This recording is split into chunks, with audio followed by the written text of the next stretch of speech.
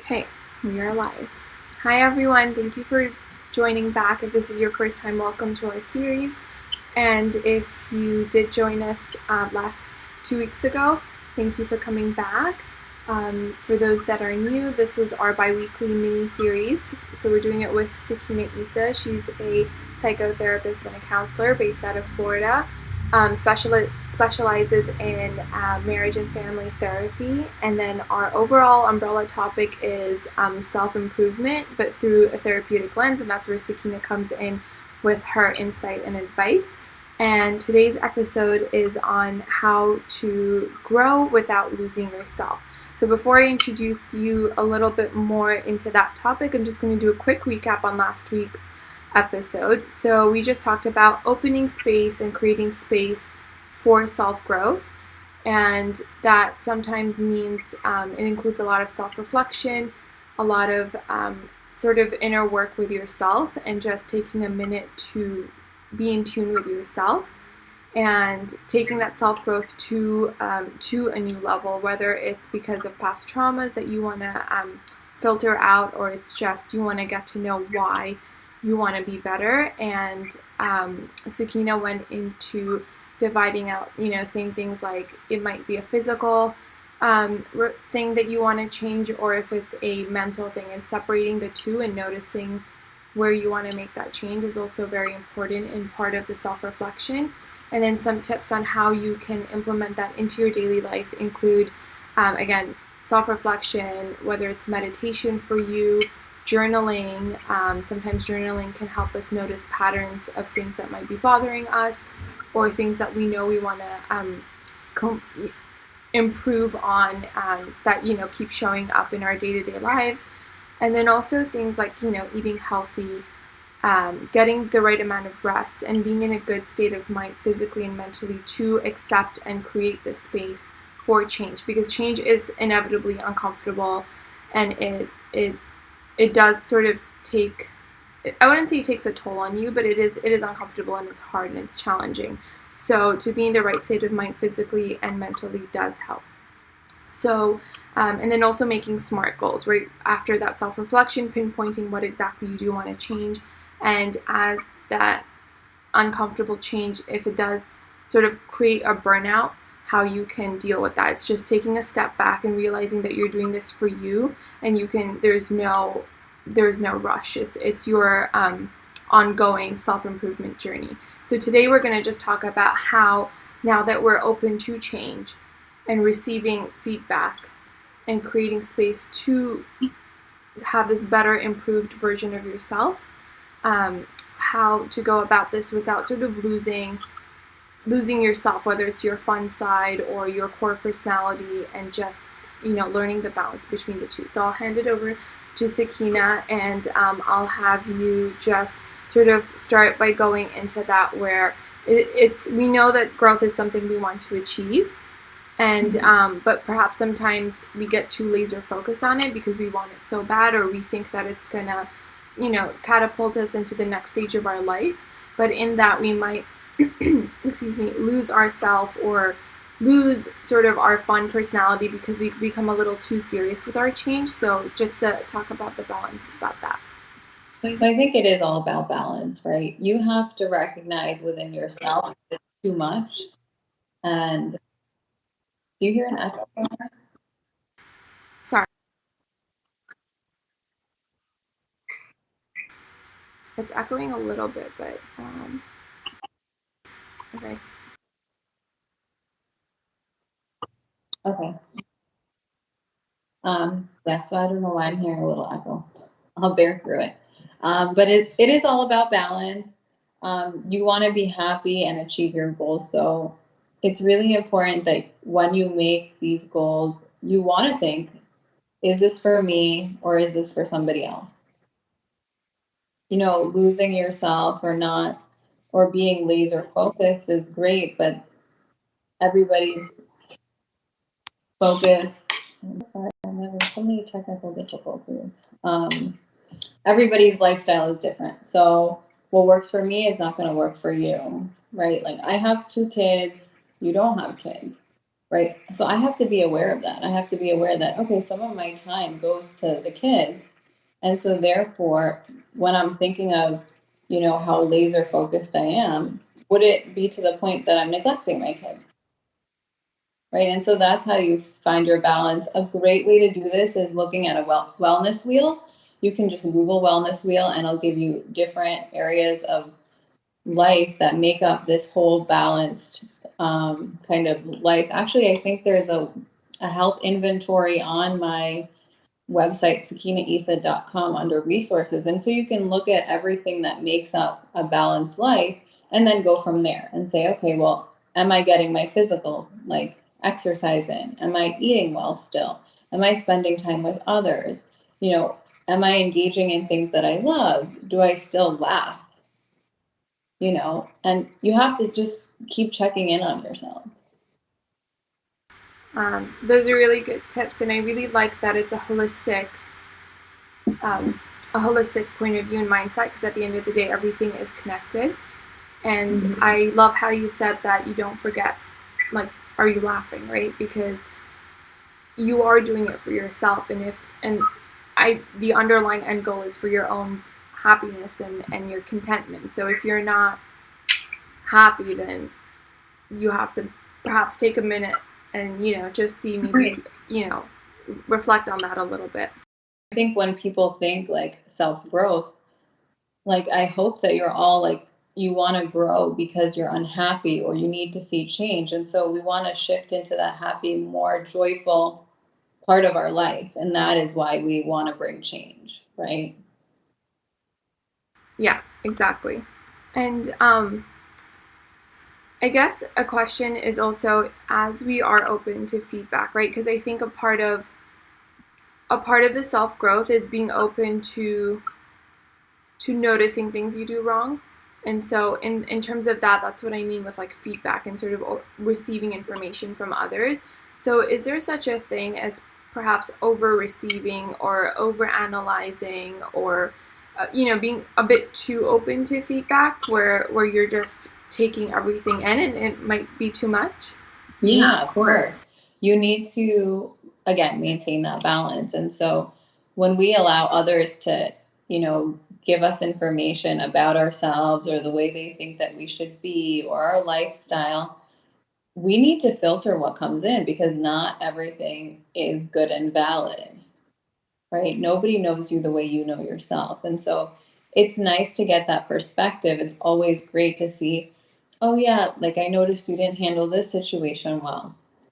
Is it constructive? Or is it just somebody who wants to just talk? If you know what I mean, just like be like, oh, well, you could be doing this better and this better and this better. And is their intention to kind of lift you up or not? And so I think it's very important to filter what comes your way because not everything is going to be aligned with the goals that you've created. And I think that is a great sense of measurement. If you can look back to your goals and say, okay, I got this piece of advice.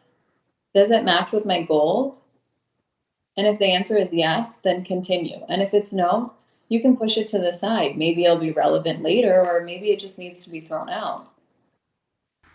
Yeah, that's so true. And then if you're getting feedback from loved ones, right? Like people that whether it's like a spouse or a partner that you're committed to living with long term, or if it's your, I don't know, your parents, or people that are close to you and who you generally value, one, their opinion of you, and secondly, their happiness with you. So how would you navigate that? Like if you are getting feedback from them that you're just like, no, I don't want to change that about me. It's always in the way you deliver, right? So you have to be compassionate towards them and say, I appreciate that you're bringing this information to me. However, this is not something that I want to change right now. And be willing to have that dialogue. Maybe they're genuinely concerned about you. Maybe they've seen you in a tough spot and that's why they're coming forward with this. And so that communication needs to be there. And understanding that, are they coming from a bad place? Are they coming from a place of anger or disappointment in you? Or is it truly like look, I've seen you struggle with this, and I know you can do better, and I have faith in you. Can we work at it together? What do you need from me? How can I support you? And if you can communicate to them that, hey, I really appreciate you bringing that forward, but that seems like maybe a long-term goal right now. I'm working on this, and this, and then I might get to that later. I think that shows them that, you're open to growing, and you know the path that you need to take best. And if a person sees that, then I think they also will recognize that, okay, cool, they're not going to get offended, or, it's not going to start an argument, because you're having this very civil conversation and you're showing them I am open to growth. Just I'm not where you want me to be right now. I'm where I need to be. True, that's a good point. It's interesting how everything comes back often to communication, right? It's all about reflecting and then communicating. So that's a really good, that's good advice on how to navigate that.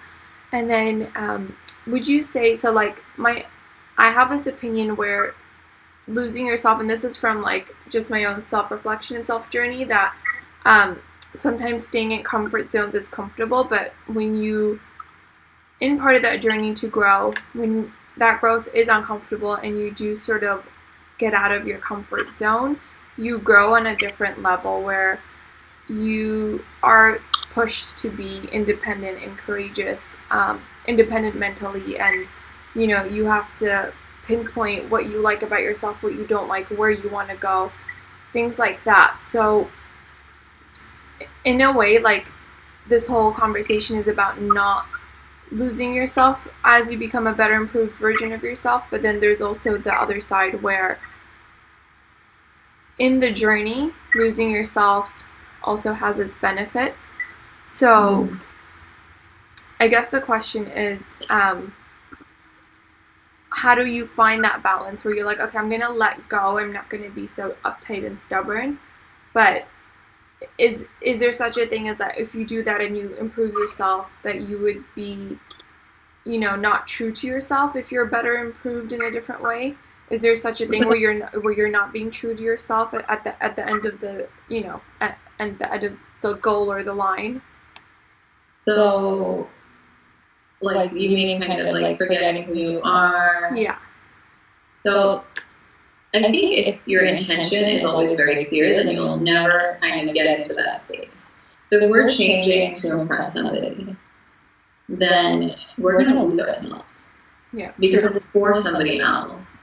If we're changing because somebody else tells us to change, if we're changing to get this job that I think will make me happy, or that has a better salary than what I'm getting now, you will get lost. You will forget who you are because you're putting yourself into that type of situation. So I always tell my clients your intention is key, right? Is it for you or is it for someone else? And so if you can decipher between that, you should have a good guiding line. That's a good point. It's so true, because you might look at change as one thing, but there, like you said, there's change for yourself or because someone else perhaps like makes you think you need to. Right. I have some clients who, think like their parents, put these pressures on them. They're like, oh, I have to do this or I have to do that. And they often feel lost, right? Like my parents, like in my culture, in this Indian culture that I'm a part of, oftentimes parents will push their kids to become professionals, doctors, lawyers, and dentists, and not necessarily do their children want to pursue that path. Right. Oftentimes they're like, there's this deadline for marriage that if you don't get married within a certain time frame, then they view, the parents view it as like they haven't with them. Yeah, right. Like, oh, I haven't completed my duty as a parent, and so until they marry their daughter or their son off, they haven't, like, it's almost that they judge themselves based on that, right? And so when a client comes in, they're like, there's something wrong with me, I'm not getting married, I I really try to reframe it for them and help them understand that, okay, this is their goal. And it's not your responsibility to fulfill their goal. It's so true, and I think that's a common one among different cultures. Even that's a common struggle for a lot of people. And would you say that there's, and you kind of touched on this, like you feel wrong, like you feel that if your intention or your direction is because not because of what you want, maybe because of your surrounding, that you might feel off. Like it seems like it's a struggle to improve. Definitely. Um, it is so amazing how it is so easy to do things that you're passionate about. You will get a burst of creative energy. You will, push yourselves in ways you'll be able to stay up all night. You'll do so many different things if you're passionate about it, right? Kind of think back to if you ever are dating someone and you get the butterflies and like you have all this energy, you can stay up and talk to them till 5 o'clock in the morning, no problem. Go to work at 8. It's that energy, that passion that you have towards that relation. In the same way, if you can become in line with yourself and know what makes you passionate, you'll also get that same type of energy. And so if you do feel down, if you feel like I don't like where I'm at, I really encourage you to self-reflect on that. Like, what is my intention behind what I'm doing right now? Is it for me or is it for somebody else? Yeah, it's so true, and it's seamless, right? When it's meant to be. And I think when you do something, even in the short term, if you feel happy that you're improving because of someone else wants you to, like you'll get that feedback where that person or that community or whatever reacts nicely to you, but that's very short lived, where you're like, oh, okay, I'm doing something right because I'm getting praise and good feedback, right? Like, and then in the long term, you don't enjoy it, and eventually it's going to hit you that you don't enjoy it, and you're going to want to make that change. So I think, like you said, if you can self-reflect and notice that earlier on, then you can avoid that disappointment of like, oh my god, I just spent so much time doing X, Y, and Z just because actually everyone else wanted me to do it, and because they were praising me, I kept going, but it's really not actually making me happy. And I think you bring up that amazing point, right? Like, we still need to live in communities, we still need people. And so I'm not saying like shut off completely from it, but having that balance, that understanding that, if you don't give me praise, that's okay. And I can still coexist with you and we can still have different opinions. And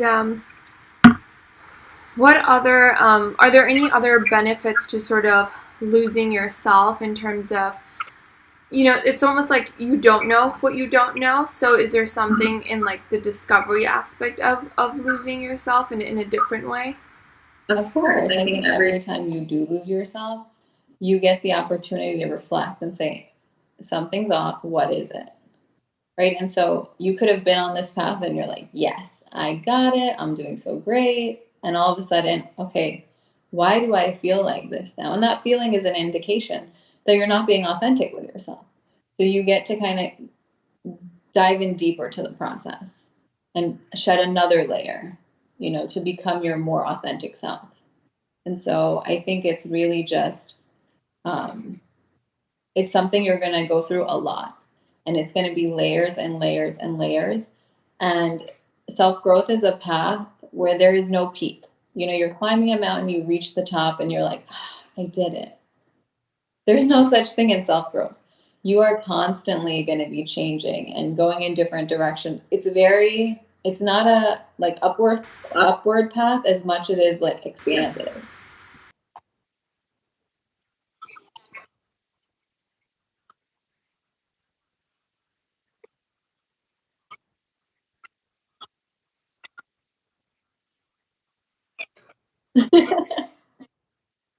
Yeah.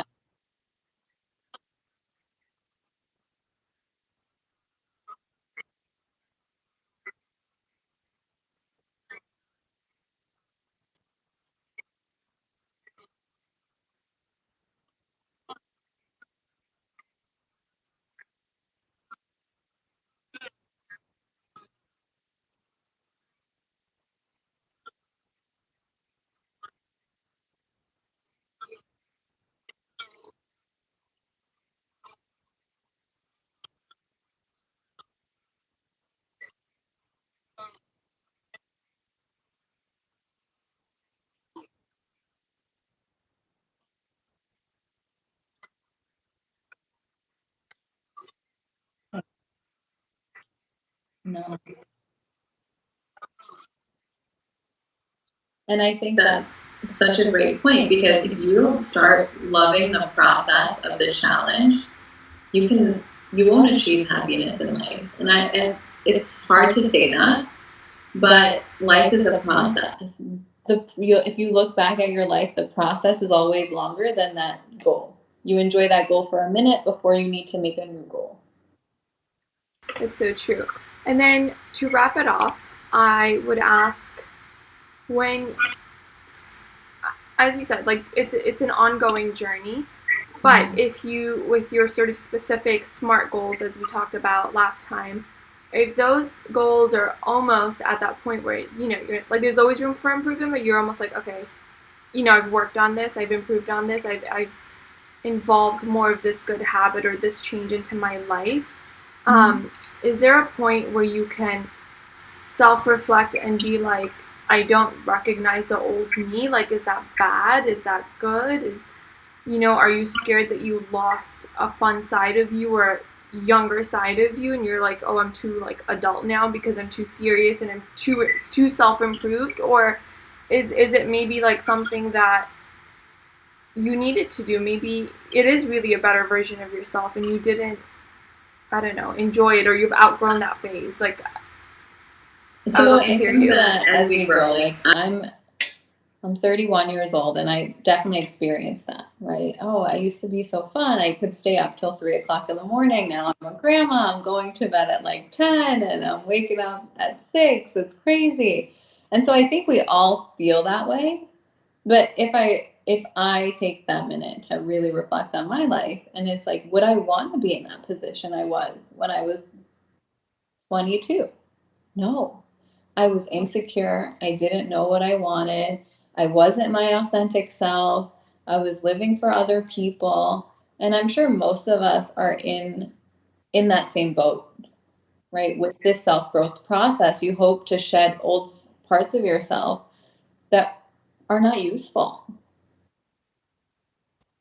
And it's such a good point you brought up, because it's also different stages in life, right? Like, you might, like you said, you might want to do something at 22 and something different at 30, and that's okay. It doesn't mean that it's good or bad. It's just a different stage of life, right? Like, you're not going to be stagnant. You hope not to be stagnant. And that's the thing, you'll grow out of certain things. If you enjoy going out, spending every weekend out, you know, traveling, there will be a point in your life where you'll be like, I want to just sit in one place for a little bit. Because we desire change. Yeah, that's a good point. I think sometimes we forget that because we're so taught, again, going back to that stability. And I think a big part of that is also that everyone goes through those phases at a different time, right? Like, maybe at 24, one person has like their workout routine and their meal plan routine and everything sorted out. And that's fine, because that might be something they enjoy and that they're good at and it worked out for them. And sometimes it might be that at 40 you figure that out and you're like, okay, now I can work out 3 times a week and have my meals prepped for 5 times a week, you know? So I think it's that also has to be normalized, where not everyone is at that same stage by age, but more just like their own timing. Exactly. There are some people whose parents pay for college and then they have the ability to spend all their time working out and studying, or maybe they take out student loans to gain that ability to do that. And then there are some people that are working and going through college and just trying to make ends meet. And so they can't focus on those things, right? They're both 24 years old or 22 years old, living completely different lifestyles. So, you know, that notion that at this age we need to be like this, and at that age we should have achieved this, we need to completely throw that out the window. Thank you. That was all great. So I think this was a really good episode on just learning how to, again, self-reflect and know that you should just always be happy during the journey. And like you said, there's no end point. It's a continuous journey. So it shouldn't be a cause of anxiousness. And, you know, like you don't have there's no rush. There's no deadline. It's just a continuous journey. So I think that was a really good note to end on. And for everyone who's still with us, we'll see you on the other side in 2 weeks. And then we're going to also edit these videos down. It's going to be saved on YouTube, but we're also going to edit it down to the specific questions broken down for Instagram TV. So if you did miss it or you do want to reference back, we'll have that uploaded soon as well. So thank you, and we'll see you guys in 2 weeks. Thanks, Thank you, Sakina. Thanks so much. Bye.